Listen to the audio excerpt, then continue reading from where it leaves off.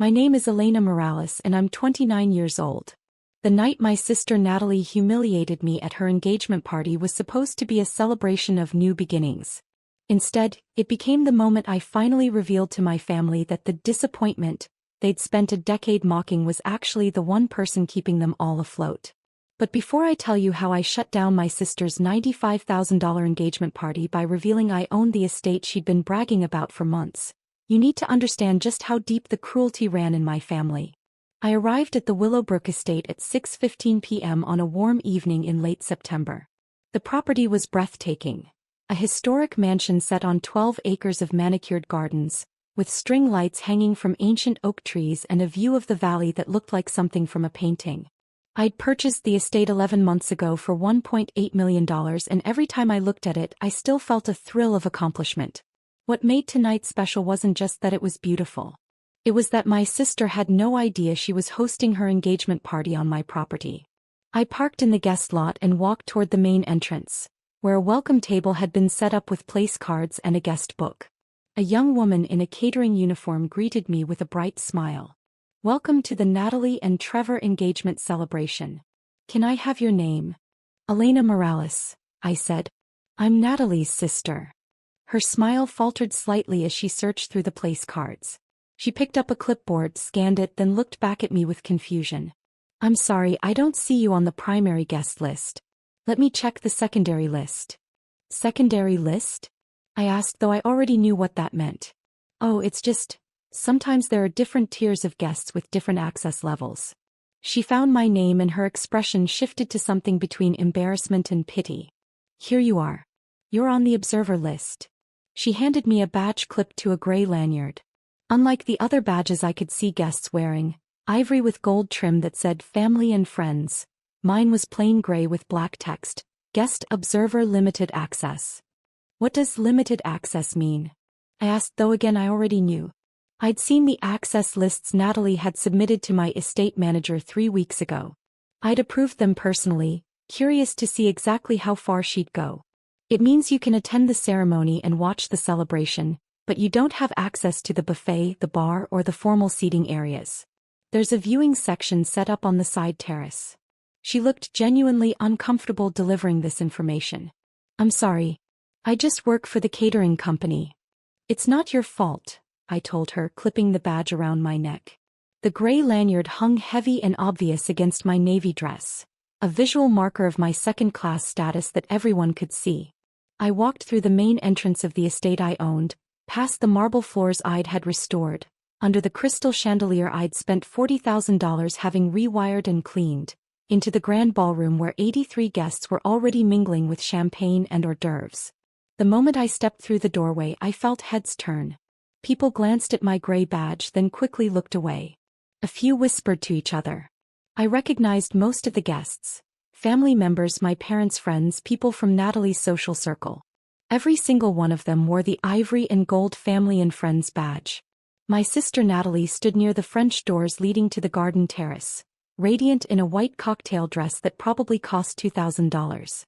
Her fiancé Trevor stood beside her in a tailored suit, his arm around her waist. They were holding court, accepting congratulations, laughing at jokes, posing for photos. My parents stood nearby, my mother in an elegant emerald gown, my father in a tuxedo, both beaming with pride. Natalie saw me and her smile widened, not with warmth but with something sharp and triumphant. She grabbed a microphone from the nearby podium and tapped it for attention. Everyone, can I have your attention for just a moment?" The room quieted. All 83 guests turned toward her. I stood near the entrance, suddenly very aware that I was about to become the center of attention in a way I absolutely did not want. "I just want to take a moment to acknowledge someone special," Natalie said, her voice dripping with false sweetness. She pointed directly at me. "My sister Elena is here. Everyone, that's my sister right there by the door." People turned to look at me. I forced myself to smile and give a small wave. "Now, some of you might notice that Elena has a different badge than the rest of us," Natalie continued, gesturing to her own ivory and gold lanyard. "That's because this is a very special, very intimate celebration and we wanted to make sure we had the right people in the right places. Elena's badge says, Guest Observer, which means she can watch and enjoy the celebration, but this is really for family only. Real family. The silence that followed was excruciating. I could see people shifting uncomfortably, not sure whether to laugh, agree, or pretend they hadn't heard. A few looked genuinely shocked. No buffet access for observers, I'm afraid, Natalie added with a light laugh. This is for real family only. But Elena, we're so glad you could come and watch. Trevor and I wanted you to see what a real celebration looks like. Trevor, her fiancé, actually high-fived her.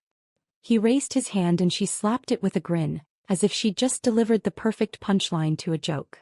A few people in the crowd chuckled nervously. Most just stared at me, waiting to see how I'd react. My mother was smiling, not broadly but enough that I could see she approved of this public humiliation. My father looked slightly uncomfortable but said nothing. My Aunt Rosa, standing near the bar, looked down at her drink. My cousin Marcus whispered something to his wife, who shook her head in response. I stood there with my gray guest observer badge hanging around my neck, took a deep breath and said, "Thanks, Natalie. Beautiful party. The estate looks wonderful." "Doesn't it?" she said brightly. Trevor and I searched for months to find the perfect venue. Willowbrook Estate is exclusive. They don't just let anyone host events here. You have to meet certain standards. "I'm sure that's true," I said evenly. She turned back to the crowd, dismissing me. "Now everyone, please enjoy the champagne. The ceremony will begin in 30 minutes on the garden terrace." The crowd returned to their conversations, though I could feel eyes on me as I moved through the room. The gray badge was like a scarlet letter, announcing to everyone that I was less than unworthy, an observer of a life I'd never be part of. I walked toward the side terrace where the viewing section had been set up, a row of folding chairs positioned behind the main seating area, with a partial view of where the ceremony would take place. It was the kind of seating you'd give to vendors or staff, not family members. As I sat down in the back row, a familiar voice said, "This is messed up, Elena." I looked up to see my cousin Marcus standing there with 2 glasses of champagne. He handed me one despite the fact that my badge clearly stated I had no bar access. "Thanks, Marcus," I said, accepting the glass. He sat down beside me, his own ivory and gold badge a stark contrast to my gray one. "I don't know what's going on with Natalie, but this is wrong. You're her sister. You should be up there with the family, not back here like some random person off the street." "Natalie has her reasons," I said carefully. "What reasons? What could possibly justify this?" He gestured around at the viewing section, the gray badge, the public announcement. "This is cruel." I appreciated his support, but I couldn't tell him the truth yet. Instead I said, "Let's just get through tonight. I'll be fine." He shook his head but didn't push further. He stayed with me for a few minutes, making small talk, trying to normalize the situation. Then his wife called him back to the main area, and I was alone again with my gray badge and my folding chair and my view of the family that had decided I didn't belong. If you're genuinely enjoying this story, I'd really appreciate it if you could hit that like button. But only if you're finding it interesting. No pressure at all. Let me take you back 7 years so you can understand how we got here. I need you to see the pattern of dismissal and cruelty that led to my sister handing me a guest observer badge at her engagement party. I grew up as the younger daughter in a family that valued appearances above everything else. Natalie, 4 years older than me, was everything my parents wanted. Beautiful, socially ambitious, married to the right kind of man. Her first marriage lasted 3 years before ending in an expensive divorce, and always concerned with status and perception. She worked in luxury real estate, selling multi-million-dollar homes to wealthy clients, and made $180,000 a year plus commissions.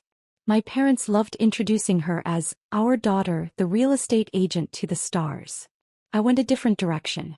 I studied software engineering at a state school, graduated with honors, and took a job at a small company called VentureGrid that built data analytics platforms for healthcare systems. My starting salary was $72,000. Good money, but not impressive by my family's standards. My parents told people I worked in computers, with the same tone they might say works in retail. VentureGrid was a startup with 12 employees when I joined. I was employee number 8, brought on to develop the core infrastructure for their predictive analytics engine. I worked insane hours, sometimes sleeping on the couch in the break room, living on coffee and takeout, building something I believed in. My family never asked about it. When I tried to explain what I was working on, my mother would interrupt to tell me about Natalie's latest commission or the celebrity client she'd just shown a house to. 5 years ago, VentureGrid got acquired by a major healthcare corporation for $650 million. As one of the early engineers with equity, my shares were worth $3.2 million after taxes. I was 24 years old and suddenly wealthier than I'd ever imagined possible. I didn't tell my family.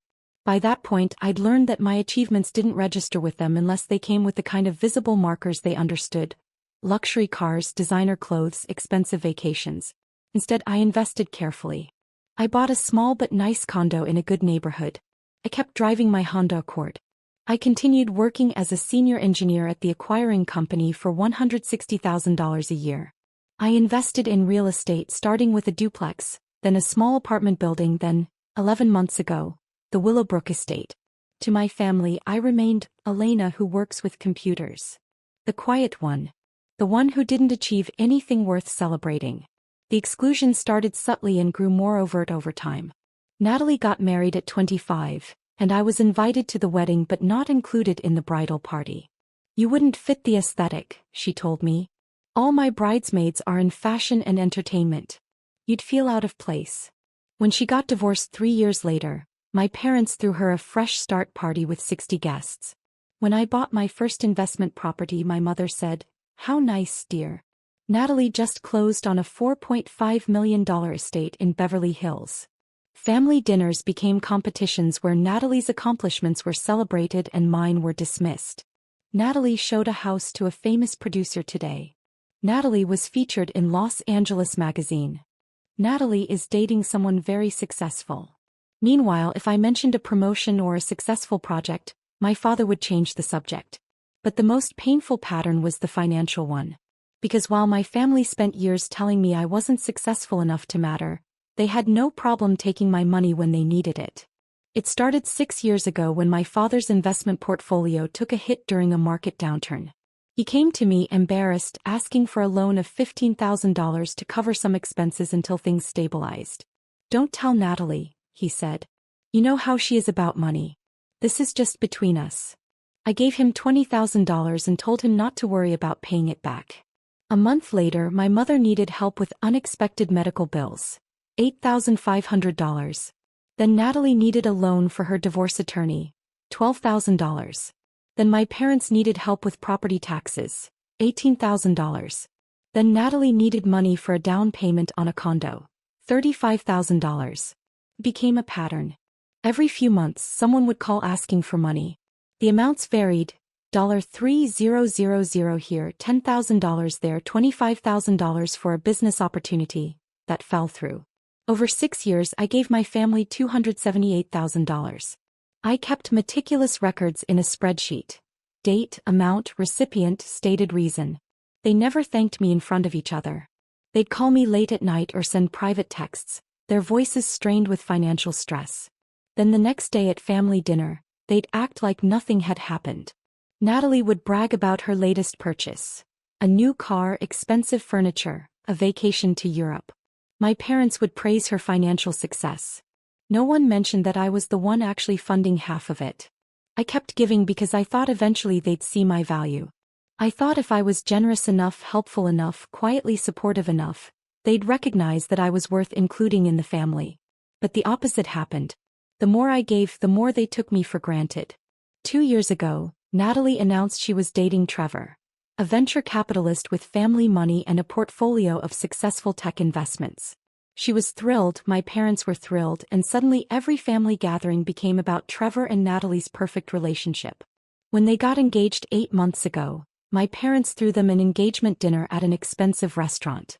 I wasn't invited. I found out about it when my mother posted photos on Facebook. When I called to ask why I hadn't been included, my mother said, "Oh, Elena, it was just immediate family and Trevor's parents. Very intimate. You understand." "I'm immediate family," I pointed out. "Well, yes, technically. But Natalie wanted to keep it small and elegant. You know how you are at these things, you're not really comfortable in that environment." 3 months ago, Natalie called me asking for $40,000. She and Trevor wanted to host an elaborate engagement party, but Trevor's trust fund disbursement wouldn't come through until the next quarter. It's a loan, obviously, she said. We'll pay you back as soon as the money comes in. This party is really important to us.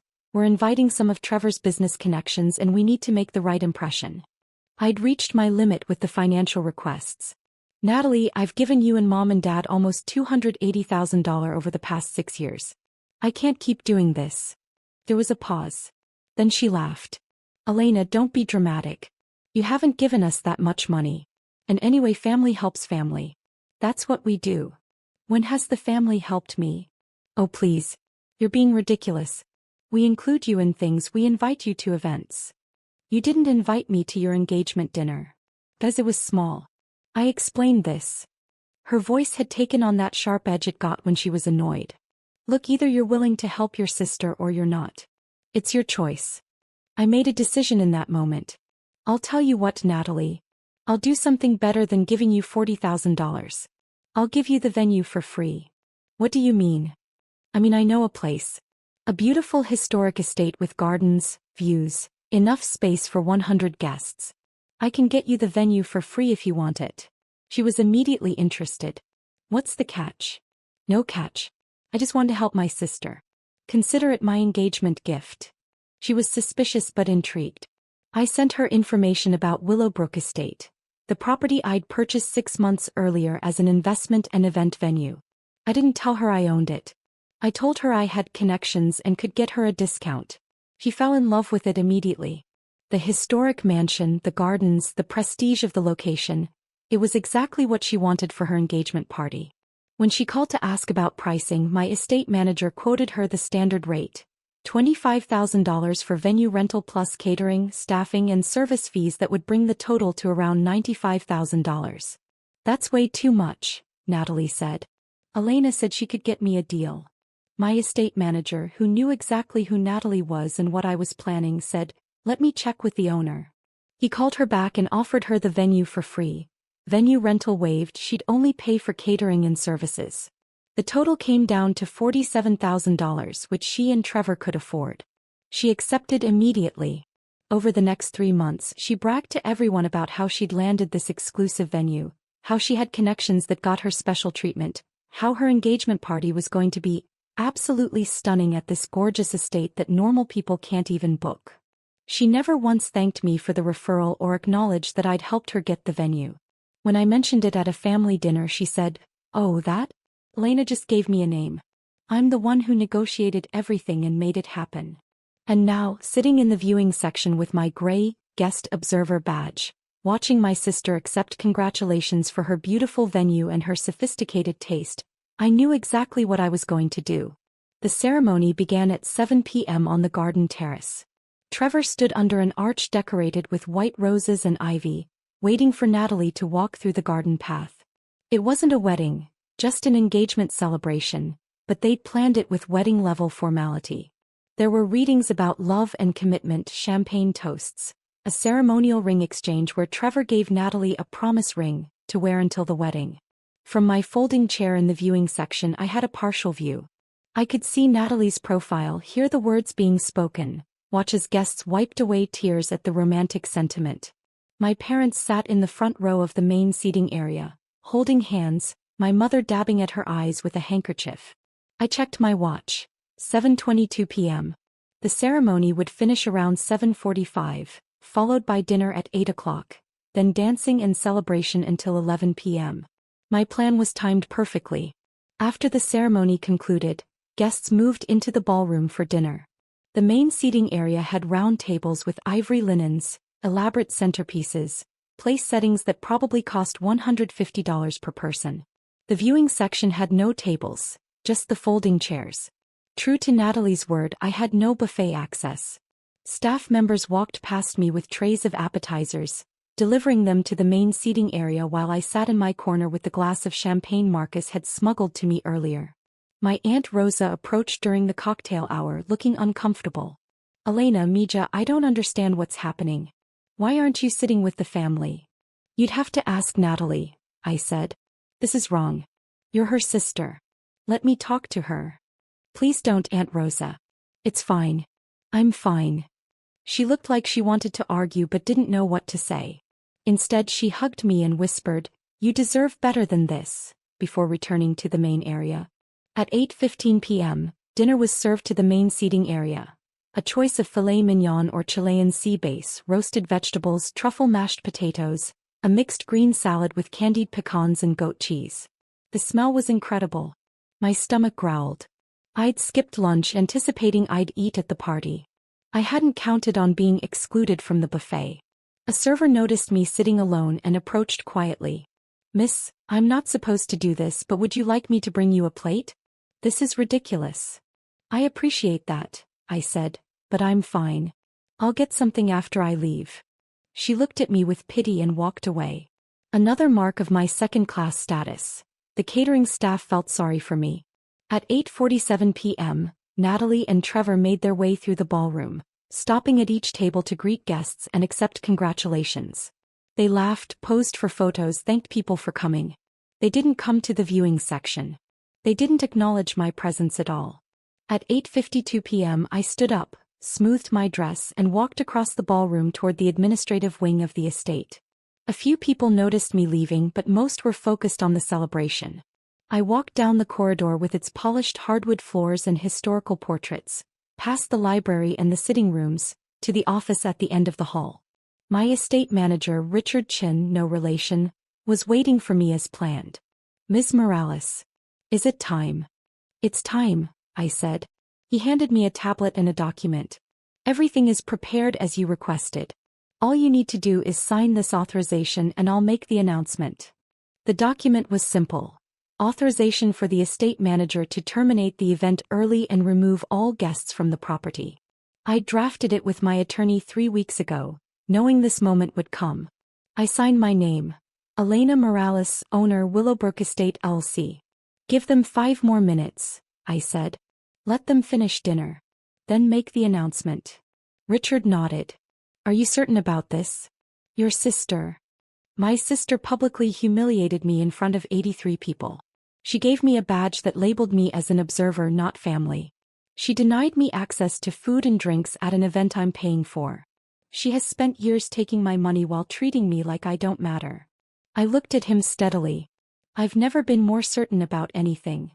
"Understood." He picked up the tablet and headed toward the ballroom. I followed at a distance, positioning myself near the entrance where I could see but not be immediately noticed. At 8:57 p.m., Richard walked to the center of the ballroom and spoke quietly to the DJ, who turned down the music. Richard picked up a microphone, tapped it for attention and waited as the room gradually quieted. Natalie looked annoyed at the interruption. She was mid-conversation with some of Trevor's business associates, clearly networking. Trevor looked curious. My parents looked confused. "Ladies and gentlemen," Richard said, his voice professionally polite but firm, "I apologize for interrupting this lovely celebration. My name is Richard Chin and I'm the estate manager here at Willowbrook. I need to make an important announcement regarding this evening's event." The room went completely silent. 83 people turned to look at him. "There's been a development concerning the property ownership and the terms of tonight's event that requires immediate attention." He consulted his tablet. "I need to inform you all that Willowbrook Estate has an owner who has exercised their right to modify tonight's arrangements." Natalie stood up, her face flushing with anger. "What are you talking about? We have a contract. We paid for this venue." "Actually, Ms. Morales, you didn't pay for the venue. The venue rental fee was waived by the owner. You paid only for catering and services." Richard remained calm and professional. "The owner has decided to exercise their right to end tonight's event early." "That's ridiculous." Natalie's voice was shrill now. "Who's the owner? I want to speak to them right now." Trevor stood up beside her, putting on his venture capitalist voice, the one that probably intimidated junior employees and service workers. "This is completely unacceptable. We'll be filing complaints. We'll be demanding refunds. Do you have any idea who you're dealing with?" Richard didn't flinch. "I'm dealing with Ms. Natalie Morales and Mr. Trevor Ashford, who are hosting an engagement party on property owned by Ms. Elena Morales." He turned and gestured toward me, standing near the entrance. "The owner is right there." Every head in the room turned toward me. The gray, guest observer badge still hung around my neck, suddenly looking ridiculous against the backdrop of what Richard had just revealed. The silence was absolute. I could see the confusion on people's faces, the shock on my parents' expressions, the dawning horror on Natalie's face as she realized what this meant. I stepped forward into the ballroom and Richard handed me the microphone. I took it, looked around at the 83 witnesses and said, "Hello everyone. For those of you who don't know me, I'm Elena Morales, Natalie's sister. The one with the guest observer badge." Natalie's face had gone from flushed to pale. "You're lying. You don't own this place. You can't afford." "I purchased Willowbrook Estate 11 months ago for $1.8 million, I said calmly. "I have the property deed, the LLC formation documents, the title insurance and 11 months of property tax payments to prove it." "Richard, would you like to show them the deed?" Richard pulled up a document on his tablet and held it so nearby guests could see. A property deed clearly showing Elena Morales as the sole owner of Willowbrook Estate LLC. My mother found her voice. "Elena, I don't understand. Where would you get $1.8 million? "From the same place I got the $278,000 I've given this family over the past 6 years, I said. "I worked for a startup that got acquired. My equity payout was $3.2 million. I invested it carefully in real estate and other ventures. I've been quite successful actually. You just never bothered to ask." My father stood up. "If you have that kind of money, why didn't you tell us?" "Because every time I tried to tell you about my work, my achievements, my success, you interrupted to talk about Natalie. Because when I bought my first investment property, Mom said it was nice, and then spent 20 minutes talking about Natalie's latest commission. Because I learned that my accomplishments didn't matter to this family unless they came with the kind of visible status markers you could brag about to your friends." Natalie had found her footing again, anger replacing shock. "So what? You own the venue. Big deal. You still can't just kick us out. We have a contract, we paid for services." "You paid $47,000 for catering and staffing," I said. "I waived the $25,000 venue fee as my engagement gift to you. That was generous of me, don't you think? Especially considering that 3 months ago, you called me asking for $40,000 to fund this party, and when I said I couldn't keep giving you money, you called me ridiculous and said family helps family." The room was riveted now. This had gone from an engagement party to something else entirely. A public unveiling of family dysfunction that no one could look away from. "When has this family ever helped me?" I continued. "You've taken $278,000 from me over 6 years. You excluded me from Natalie's engagement dinner.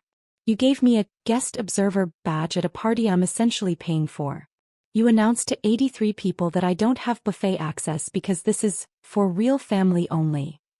I looked directly at Natalie. "You said I should watch and see what a real celebration looks like. So here's what a real celebration looks like when the person you've been mocking actually owns everything you're standing on." Trevor tried to take control of the situation. "Look, clearly there's been a family misunderstanding." "There's no misunderstanding," I said. "Natalie has spent years treating me like I'm worth less than her. She's taken my money, dismissed my achievements, and excluded me from family events. Tonight, she handed me a badge that labeled me as an observer and told 83 people I'm not real family. She did that on property I own, at a party I made possible, in front of witnesses who can now see exactly who my family really is." My Aunt Rosa spoke up from her table. "Elena's right. This is wrong. I've watched this family treat her terribly for years and I didn't speak up enough. But this," she gestured at my gray badge, "this is cruel." A few other people murmured agreement. I could see some guests pulling out their phones, undoubtedly texting friends about what they were witnessing. This would be the talk of every social circle for months. Natalie's voice cracked. "You're really going to shut down my engagement party? On what's supposed to be one of the happiest days of my life?" "No," I said. "I'm not going to shut it down. The party will continue. Everyone here is welcome to stay and enjoy the rest of the evening. The catering you paid for will be served. The bar will remain open, the music will keep playing." I paused. "But I am going to make a few changes to the access badges." I nodded to Richard, who'd been holding a box of new badges. He walked to Natalie and handed her a gray, guest observer, lanyard identical to mine. "From this moment forward," I said, "Natalie and Trevor are guest observers at this event. No buffet access. No bar access. No formal seating. You can watch from the viewing section and see what a real celebration looks like when you're not considered real family. The shock on Natalie's face was complete. You can't do this. I absolutely can. It's my property. And Richard, please provide ivory and gold family and friends badges to everyone else in the room. They're all welcome to enjoy the full celebration, except for the guest observers. Richard had clearly prepared for this. He began distributing new badges to the guests, who accepted them with expressions ranging from shock to barely suppressed delight at the drama. Within minutes, everyone in the room except Natalie and Trevor wore the ivory and gold badges. My parents sat frozen at their table, looking between me and Natalie with expressions of disbelief. My mother started to cry, not the elegant tears she'd cried during the ceremony but genuine distress. "Elena, please," she said. "Don't do this to your sister. Whatever issues you have, we can talk about them later." "We're not going to talk about them later, Mom. We're done talking. You spent years telling me I wasn't successful enough, wasn't sophisticated enough, wasn't worth including in family events. You took $278,000 from me and never once said thank you in front of Natalie or Dad. You let Natalie give me a guest observer badge and announce to 83 people that I'm not real family." I looked around the room. I wanted all of you to see who they really are. I wanted witnesses. And now you all know. Trevor had his phone out, probably calling his attorney. "This is harassment. This is me exercising my property rights," I said. "You're welcome to leave if you don't like the new arrangements. Everyone else is welcome to stay and enjoy the party I'm hosting. The party I own on the property I own with the success I earned that this family never acknowledged."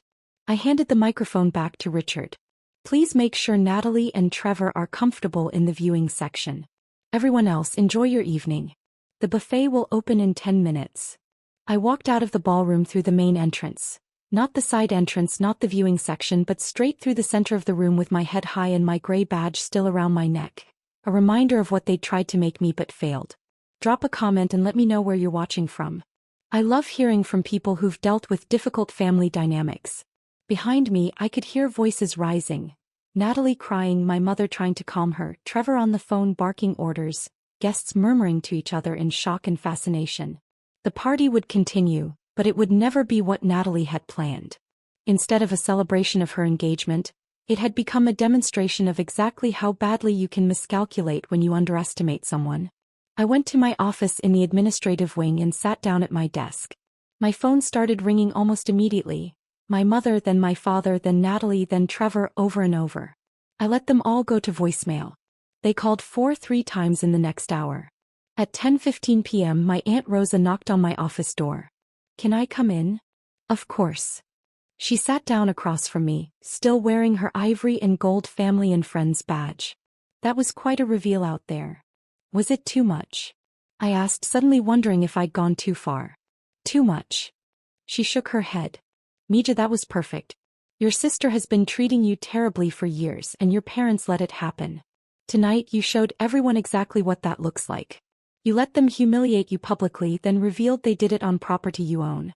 That's not too much. That's justice. She's going to hate me forever. She already didn't value you. You just made sure everyone else knows that now."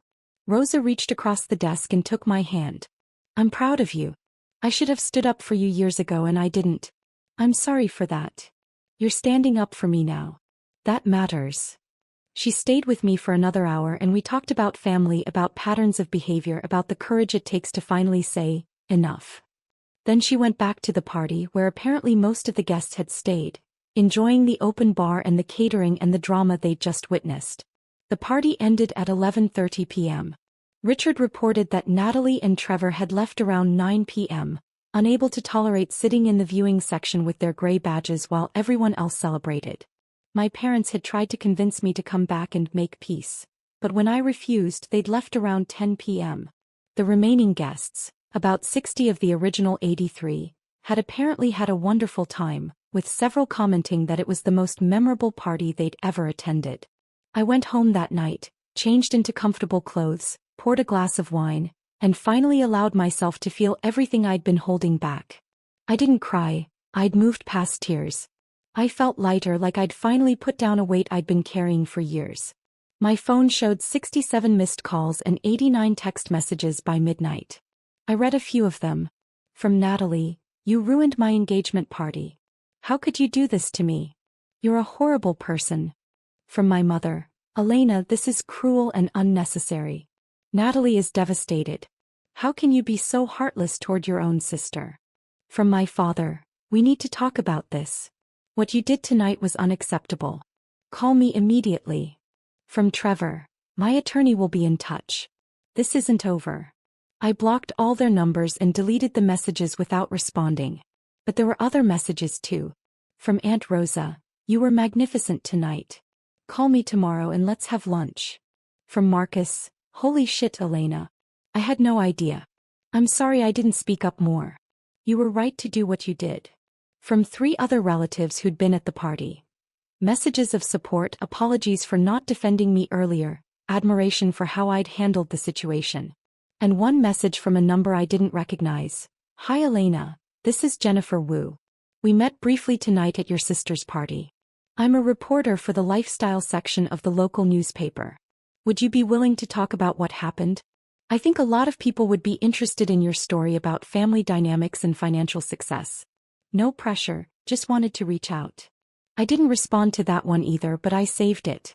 Maybe someday I'd want to tell this story more publicly. Or maybe I wouldn't. Either way, it was my choice now.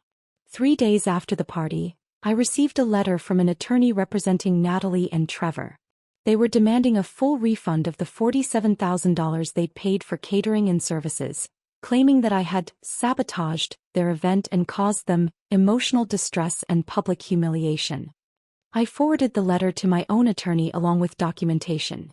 The signed contract that clearly stated the venue owner had the right to modify access privileges, video footage from the security cameras showing Natalie handing me the gray badge and making the real family-only announcement, screenshots of text messages where Natalie had asked me for $40,000 3 months earlier, and bank records showing the $278,000 I'd given the family over 6 years. My attorney responded with a letter of his own. Ms. Morales fulfilled all contractual obligations regarding the event. The catering and services paid for by your clients were provided in full. The modification of access badges was within the property owner's rights as stated in Section 7.3 of the venue contract. Ms. Morales is prepared to countersue for defamation and emotional distress if your clients continue to make false claims about her conduct. Additionally, Ms. Morales has extensive documentation of financial support provided to your clients and their family, which contradicts their claims of being victimized. I never heard from that attorney again. 6 weeks after the engagement party, my mother called from a number I hadn't blocked, my Aunt Rosa's phone. Rosa had texted me first to warn me, so I answered. "Elena, it's Mom. I know. We need to talk." "No, we don't. Please, Elena. Your sister is getting married in 8 months. She wants you to be there. We want you to be part of the family again." "I was never part of the family, Mom. That's what the guest observer badge was about. That's what years of exclusion and dismissal were about. Natalie made it very clear that I'm not real family." She didn't mean it that way. She absolutely meant it that way. She said it into a microphone in front of 83 people. She had special badges made. She announced that I couldn't access the buffet because it was for real family only. There's no other way to interpret that. My mother was quiet for a moment. Then, "She's sorry. We're all sorry. We didn't realize." "You didn't realize what? That I had money? That I was successful? That I owned property? Would you have treated me better if you'd known? Because that's not actually an apology, Mom. That's you being sorry you miscalculated, not sorry you were cruel. That's not fair. What's not fair is taking $278,000 from me while telling me I'm not successful. What's not fair is excluding me from family events because I didn't have the right kind of job or the right kind of lifestyle to show off to your friends. What's not fair is watching Natalie get praised for buying things with money I gave her while I got labeled as the family disappointment. We made mistakes, my mother said, her voice cracking. But we're family. Family forgives each other. Family also respects each other. Family doesn't hand out guest observer badges to their own sisters. Family doesn't take money for 6 years without saying thank you. You want me to forgive you, but you haven't actually changed anything. You just want me to go back to being the quiet one who gives you money and accepts being treated as less than. So that's it? You're just done with all of us. I'm done being treated like I don't matter. If you want a relationship with me, it has to be built on actual respect, not on you realizing I have assets worth acknowledging. Until then, yes. I'm done. I hung up. Aunt Rosa called me right after. I'm proud of you, she said. That took strength. It doesn't feel like strength. It feels like loss. It's both. But you're losing something that was never really there in the first place. He was right. The family I'd been fighting to be part of had never actually existed. It was a fantasy I'd created, hoping that if I was good enough, generous enough, successful enough, they'd finally see my worth. But they'd never wanted to see it. They'd wanted me to stay small so they could feel big. It's been 14 months since Natalie's engagement party. The Willowbrook estate has become quite successful as an event venue. I've hosted over 40 weddings, corporate events, and celebrations in that time. The business is profitable, and I've hired a full-time staff to manage operations so I can focus on my day job and my other investments. Natalie and Trevor got married 6 months ago. I wasn't invited, not that I expected to be. I heard through Aunt Rosa that it was a beautiful wedding at a different venue, smaller and more intimate than they'd originally planned. Apparently, many of the guests from the engagement party declined the wedding invitation, claiming scheduling conflicts. Aunt Rosa suspects they didn't want to be associated with what happened or risk more family drama. My parents sold their house 4 months ago. Without my monthly financial support, they couldn't afford the mortgage and property taxes. They moved into a smaller condo in a less expensive neighborhood.